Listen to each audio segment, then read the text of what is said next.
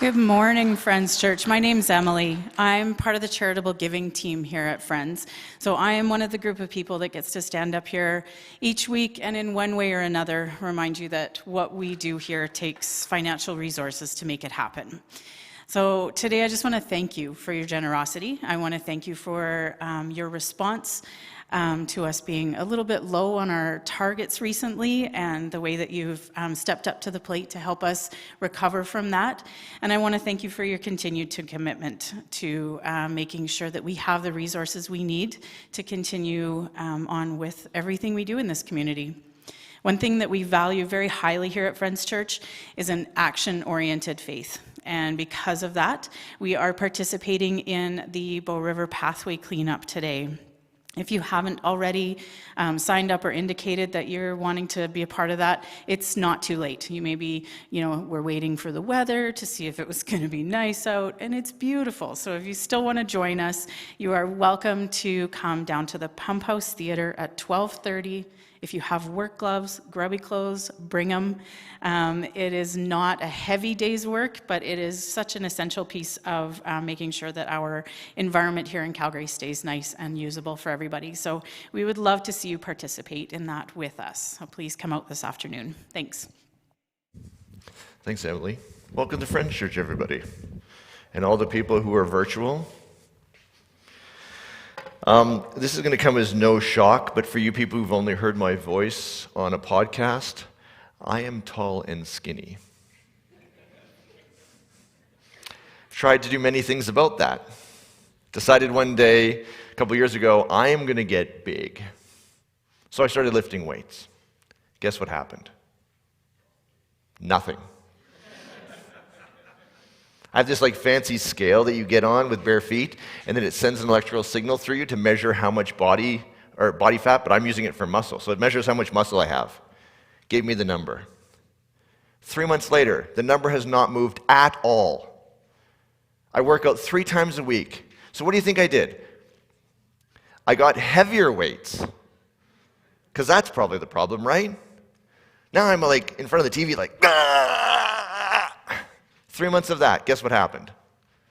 Nothing. So what did I do? I decided my scale was lying, and I bought a new scale. Because there's no way I could do all that, and the number literally has not moved at all, not a pound in 6 months. Get my new scale in, comes in, delivers, unpack it. I'm all excited. I put the batteries in. I jump on. Guess what number it gave me?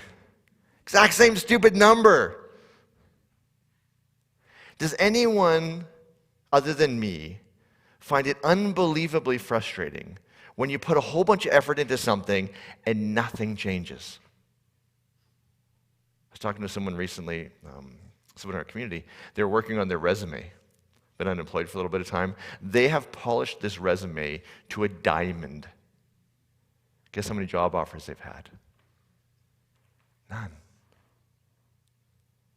Think through your life. What is it? Is it weight? You were I've been eating clean. I had a procedure done so that I could lose weight, and I'm not losing the weight. If you're coupled, we went to counseling. I've read a book. I did this whole thing. Our marriage is supposed to get better, right?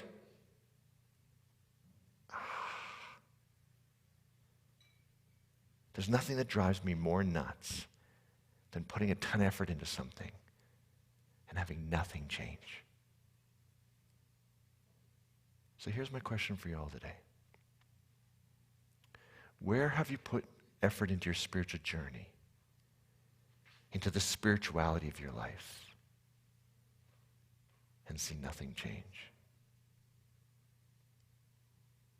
To me, that's demoralizing on a different level.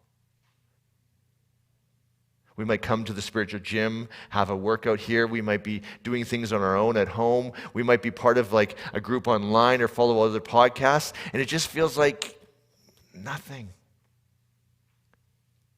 We've been thinking about this for years. How do we measure success? On my scale, other than my scale lies, which you all know now, right? So if you have one of those electrical scales, just throw it out. It's garbage. It's lying. I swear I'm getting bigger. I got to be getting bigger, right? But what if we had a spiritual journey scale that we could stand on and it would measure us and say, yeah, actually the work you're doing, it's working. Or you're putting in a ton of effort and it's not doing jack, so you might as well just stop. Our spiritual ancestors have thought about this for a long time. Jeff started it last week to talk about this idea of a measurement through this concept of fruit. Jesus talked about it. Paul talked about it. It's this idea that says when you're doing your spiritual journey well, when the stuff you're engaged in is working, you will be different. It's not just that you go, I'm learning that I need to do this thing, so I'm putting all my effort in, grunting it out, I'm going to do this. I'm going to be kind to my wife, damn it. You can do that. But the work we're doing is saying, what if I did a bunch of this stuff here, and suddenly I'm with my wife, and things feel different? That's fruit. Jeff talked about it last week. He did a much broader thing, so I'm going to take one piece of his message and highlight it as kind of the chunk that I want to talk about. He talked about this idea of fruit, the idea of fruit as love. And not just romantic love, although that's lovely. Half of that's just being high on drugs, but whatever. We're talking about love as kindly concern. How much concern can you hold in your heart? I was listening to a podcast, The Mankind Project. I don't know if you've ever heard it. Fantastic podcast. And it showed me kind of my measurement of where I'm at. Because they had this guy, he was like 65, maybe 75, somewhere in there, plus or minus. And he's talking about the war in Ukraine. Now, I watch the news regularly. I read the news regularly. I know what's going on in Ukraine, as much as you can living in Canada. It's not that I don't know it. But I don't know about you, but it feels like my heart can't take much more of that. And so for me, Ukraine is something that I read about on my phone in the news. And when they interviewed this guy, his name was Denis. Denis said, I was listening to a music video that showed Ukraine with music on top, and he said he bawled his eyes out. And suddenly I had this moment where kind of my measurement of how much love, how much kindly concern I can hold in the world, I suddenly had a realization that I had turned that off. Ever have that feeling like I just need to numb out a little bit because I can't take it? I can't take the feelings of all those people. And so instead of feeling love, I just turned it off. Instead of doing the work I need to do to feel it fully, you'll feel this in your life. You see someone on the side of the street that maybe is struggling. If your heart breaks for them, you know that you have kindly concern for them. If you're just going, get a job. I get it. We do it to protect ourselves. But what our spiritual journey says is, if our measure of our spiritual journey health is being able to hold kindly concern for the person in your life who's a bit of an a-hole, who drives you nuts, the neighbor whose dog craps on your yard every time, it's a measure of how we're doing. And so if you find your kindly concern dropping, if love in the world is dropping, if you're looking at your people who you should love and going, I don't really like you right now. That thing you said the other day, I'm still pissed off about that. Screw you. Our spiritual journey, when it's going well, when the practices are the right practices, we will feel softness in our hearts, concern for the people around us, even people you don't like. So that was last week. Love, kindly concern. It's a measurement. Today I want to talk about something different. I want to talk about this word peace, but it's not what you think it is, especially since I just talked about Ukraine. Peace, not as the absence of war, but as something different. And I came to it by listening to another podcast. I know it just seems like all I do is listen to podcasts, but I listen to a lot of them. Every time I drive to the mountains, I got a podcast on.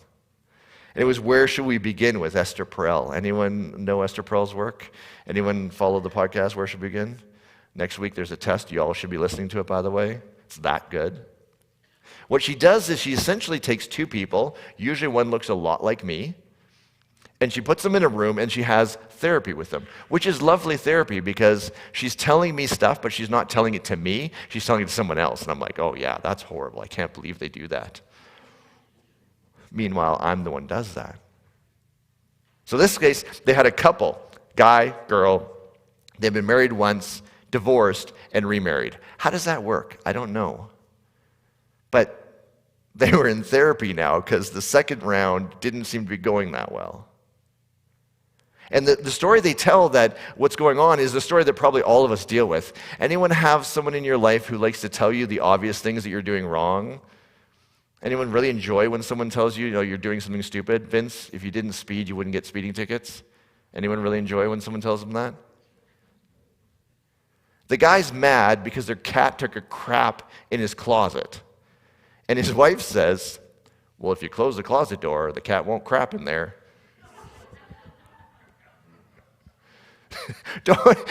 I see some faces like, it's true point, it's true point.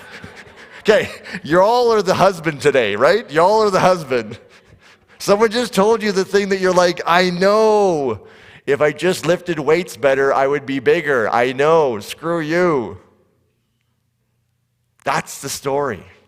And as they're doing this, it goes from, I don't like that the cat crapped in my closet, to, if you close the door, the cat wouldn't crap in your closet. Within seconds, this thing goes ballistic. It ends about 15 minutes later with him saying, nobody likes you. He says this to his wife, right to the eye. Nobody likes you. I don't. The kids don't. Nobody likes you.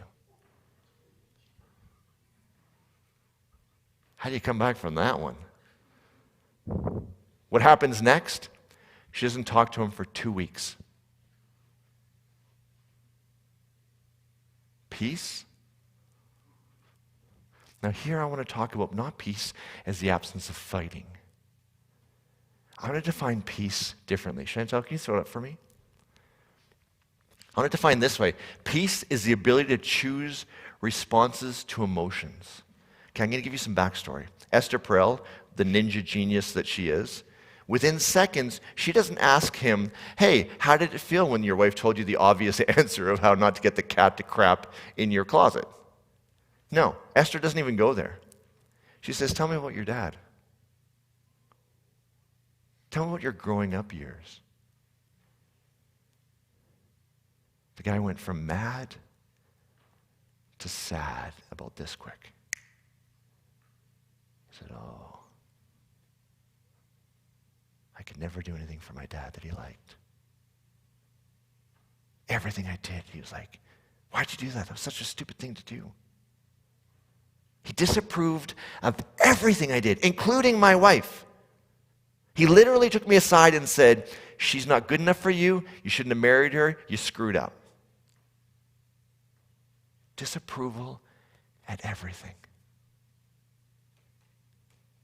Can you imagine now the emotions that he's feeling? He has this whole body of knowledge, of pain, and of hurt from his dad who says, you're never good enough. And his wife says one little line, if you close the closet, the cat's not going to crap in there. What do you think he hears? A lifetime of you useless sack of crap. You can never make a good decision. Why do I even bother with you?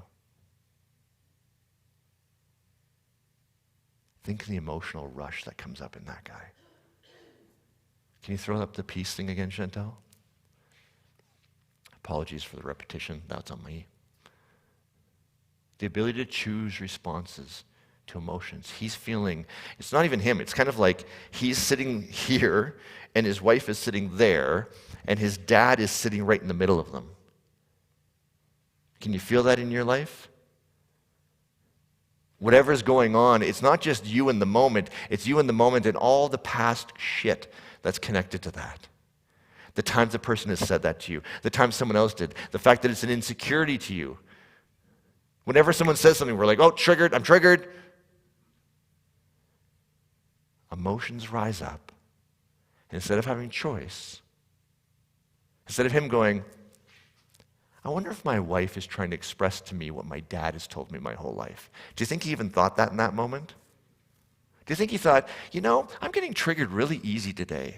I wonder if I've had a good night's sleep and really dealt through some of my daddy issues. Does anyone do that, Whoever in your life says the thing that drives you nuts, and you have the moment go, I wonder what's going on with them. Or what would be the best decision here? Usually I yell and scream at them. What if I tried something different? Does anyone have the ability to make those kind of choices in those moments? I'd like to say I do. I do not. I blow up and I do the same thing over again. And that's what he does. And that's the absence of peace I want to explore today. The inability to have choice because the emotions flood us. And oftentimes, it's from our past. It's our childhood. It's our daddy and mommy issues. It's my brother did this all the time. You want to see me blow a gasket? Me and my brother can talk for about 30 seconds and I'm livid. We have 50 years of history. He makes one sniff and I'm like back to being 4 years old and like ready to punch him in the face. We're 50 years old now. You know the feeling, don't you? You're all looking at me going, crazy bugger, but you all know, y'all got that. And when we don't have peace from our past, our childhood, our wounds, all that stuff, when we haven't done that work, we have no choice today. We have no peace. So take a minute and think back to those moments in your life where you're reacting in poor ways. When you say something, you're like, oof, I shouldn't have said that. Your tone is like, oh boy. You're thinking, if I could go back and say that differently, probably we wouldn't have had a 3-week fight about this. What's going on there that's hijacking your ability to have choice? Where's your peace? The reason Friends Church spends so much time talking about our lives and our past and what probably people would call psychology is because we know that when we don't do this work, this is a mess. I had a line there, something about, when there's no peace inside of us, there's no peace outside of us. Think about that for a second. When you don't have peace from your childhood, from your wounding, from your past, there's no peace outside of you either. We did the spiritual journey model. It starts with this idea of awareness. We all start our spiritual journey in figuring out what's going on in our lives. And we start off figuring out about awareness about us. Who am I? Who are you? Oh, I like this. I don't like this. Wait, I'm triggered when somebody says this. Wait, I'm always reacting that way. What's going on for me? But very quickly we realize we can't live alone on an island in the middle of nowhere and never talk to another human being. There's them out there. There's people around us, and they aren't like us. Why is it that my wife doesn't like violent movies? I do not understand that. Isn't that the most relaxing thing to go home, turn on a really violent movie, and just relax, just chill out? She's got the blanket over her head. You're missing the best parts. I don't understand why you don't like this. Them, we suddenly realize, is not like me. They are different. And we can do two things. This is what we do when we're unconscious. We don't have peace. They're the enemy. Or we start to create this thing called we. I'm different than her. She's different from me. And that's okay. And so when we look at this idea of peace, peace looks like it's just focused on me, right? I want peace. Oh, if only it was that easy. The absence of peace in me goes to them, and it kills the we. And our spirituality is in the we. So have you gone back to deal with the shit of your past? The things your parents said to you? The stuff that happened to you? Your insecurities? Do you have peace? So when they hit in this moment, you could do that ninja move where he says, I don't like the cat that crapped in my closet. And she says, helpfully, if you close your closet door, the cat won't crap in there. And he has a moment where his dad stuff comes up and he goes, wow, I always screw up, don't I? I'm never good enough. I never make good decisions. Wait a second. That's a good point.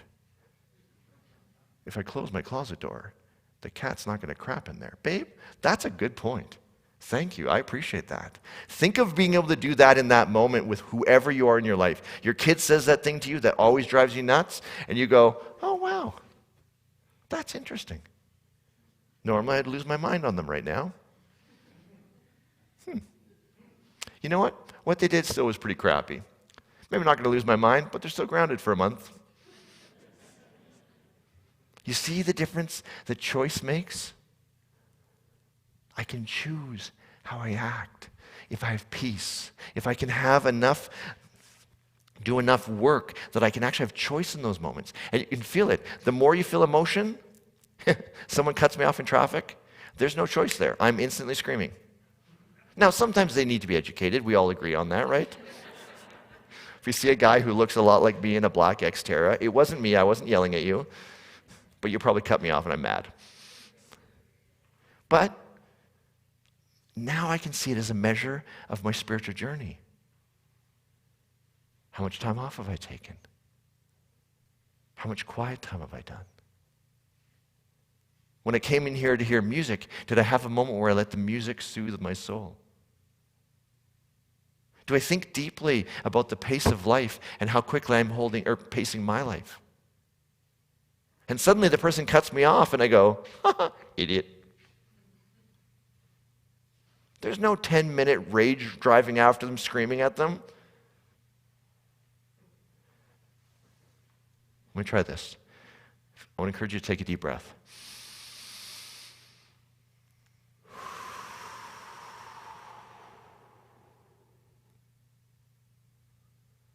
Where are you lacking choice from stuff in your past?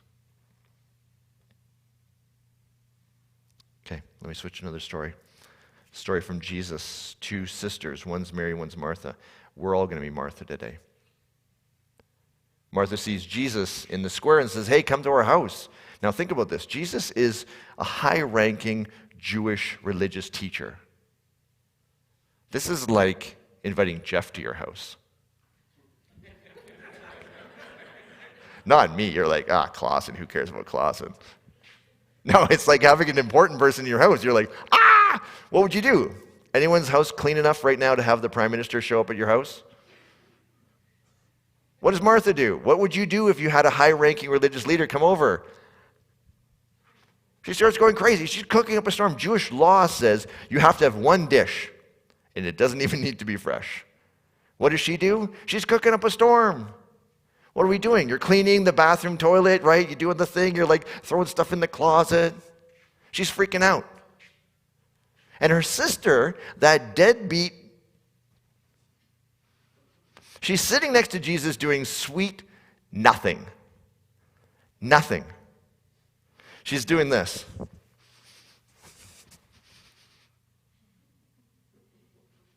You've been running around all day cleaning up, you're cooking like mad, and this is what your sister, who's supposed to be helping you out here, this is what she's doing. Does anyone feel a little something about that? How would you be feeling if your sister or your brother or anyone in your life, your colleague at work, who does that on the big project where you're doing all the work, how do you feel about that? Pretty good? What does Martha do? She tells on her. Jesus, I can just hear her voice. Jesus, would you tell Mary to do more work? I'm doing it all. I'm running around like a chicken with my head cut off. Mary's doing nothing. I've always read this story wrong, I think. I always read the story that Mary was sitting with Jesus and listening. And I thought the core piece of the story was the listening part. It never says listening. It says she was sitting at Jesus' feet. I assumed listening. I assumed that he was teaching her, and the whole point of the story was listen to Jesus' teaching. No, it doesn't say that. Mary is sitting quietly in the presence of Jesus with nothing going on in her mind, nothing that she needs to do. She's just present in that moment. And it's driving her sister batty. How present are we in the moments of life? Think about Martha. How much peace does she have in this moment?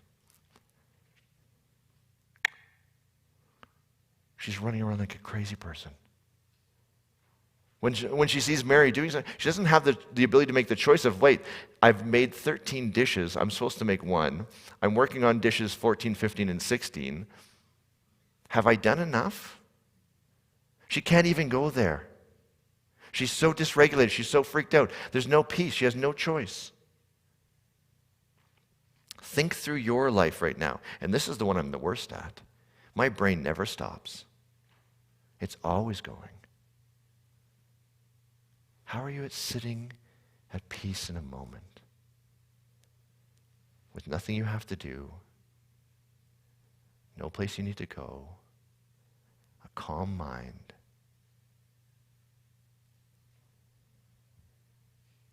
Take a deep breath with me.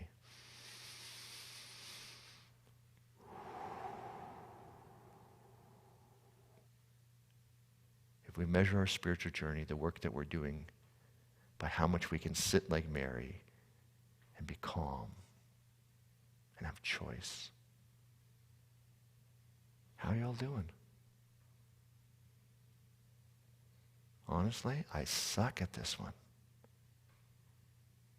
I can't get it to stop.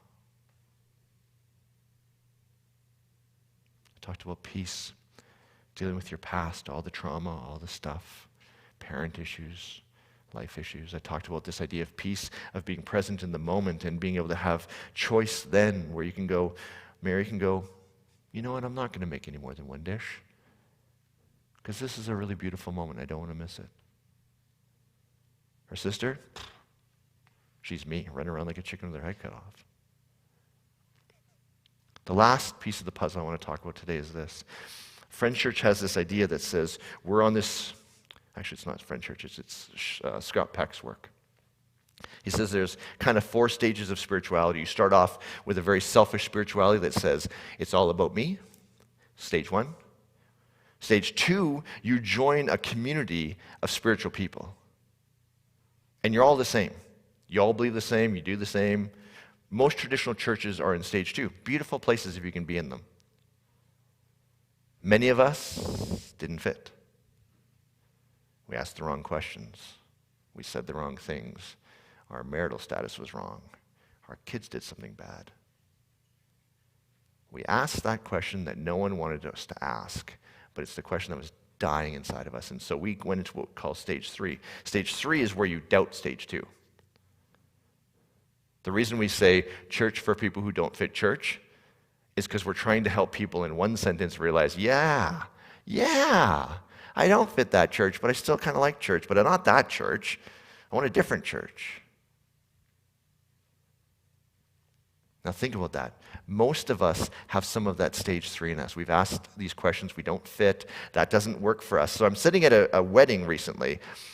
We know the bride somehow, and they're going through their vows, and the bride says something that still blows my mind right now. In her wedding vows, honestly, straight face, she says, I promise to perform my wifely duties for you.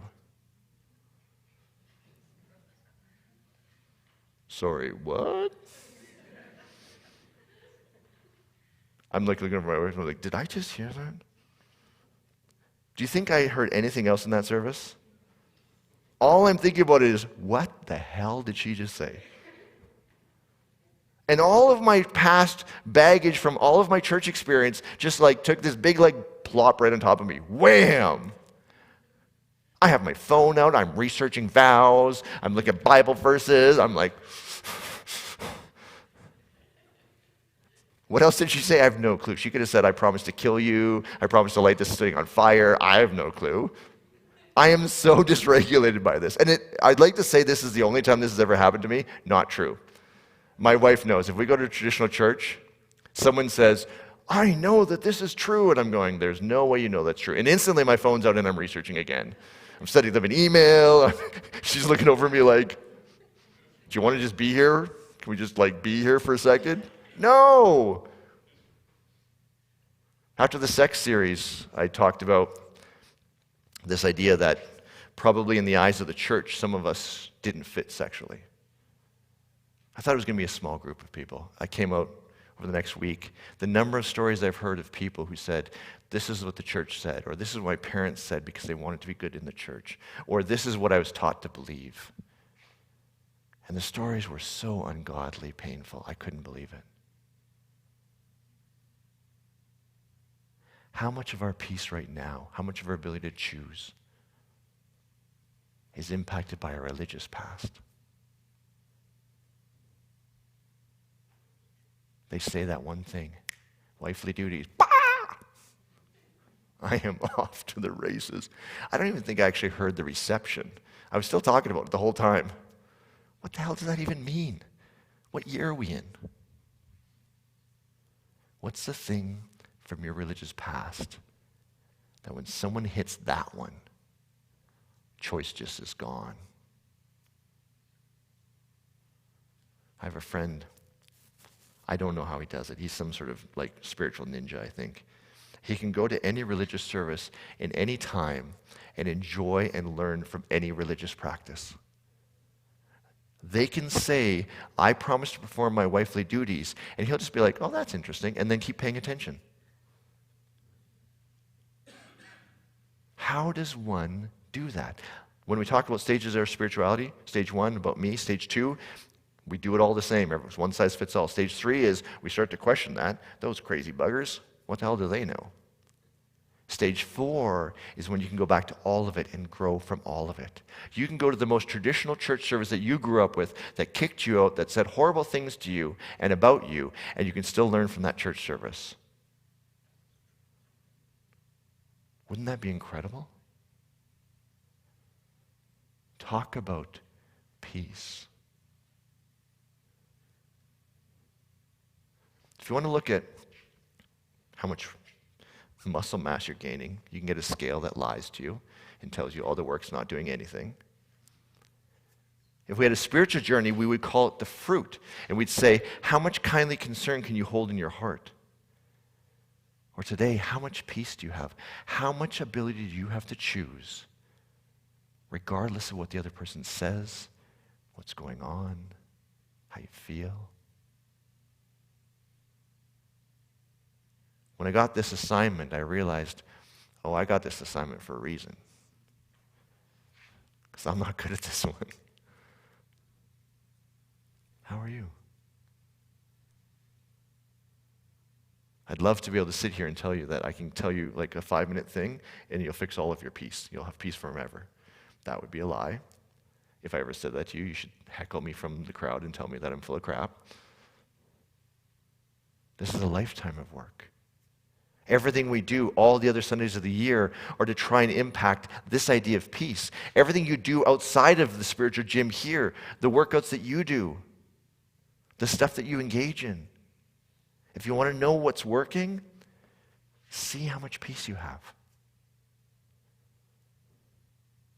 You'll feel it. The next time your friend does that thing that drives you a little nuts, and you can feel the moment coming up, you can feel the emotion, you go, oh, they did it again, huh? What am I going to do? Next time your partner does that thing that drives you nuts or that makes you feel a certain way, again, you have choice. If you close the closet door, the cat won't crap in there. That's a great point, babe. We should get an auto-closing closet door. Never be open, right? It just always closes. I can be humorous, right? I'm not triggered. I'm not dysregulated. I'm not saying the thing that I don't want to say even before I realize I'm saying it. You can feel it. You'll go into autopilot when you don't have peace. Anger, sadness, frustration. Raise your voice. Today isn't meant to beat you down. Today isn't meant to even be a come to Jesus moment where you're like, I suck at this. No, today is this thing that says, wait a second, how has my last year of peace been? Is my ability to have choice growing or declining? Are the things that I'm doing in my spiritual life working? We believe that we're all interconnected. That's the we. When I don't have peace, people around me don't have peace. The people around you don't have peace. Does this year something need to change? Is there some work you need to do? Is there some message you need to go back and listen to, or series you need to revisit? Is there something you're saying, yeah, this is working over here, but I think there's something more because my peace is not growing. I'm short. I'm not saying the things that I want to say. Today is meant to be a moment where we stop and take measure and say, yeah, I do need to do something in this. Or for you lucky buggers, you're like, I have tons of peace and it's just getting better and better. Please don't come and talk to me after. You make me feel really bad about myself, but I'm happy for you. Folks, another deep breath if you don't mind. We're just going to calm our nervous systems.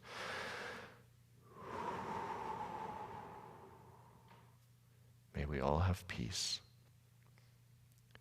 And may our peace spill out of us and make peace in this world. And now let me go super old school. Amen? Have a great week, everyone. We'll see you next week.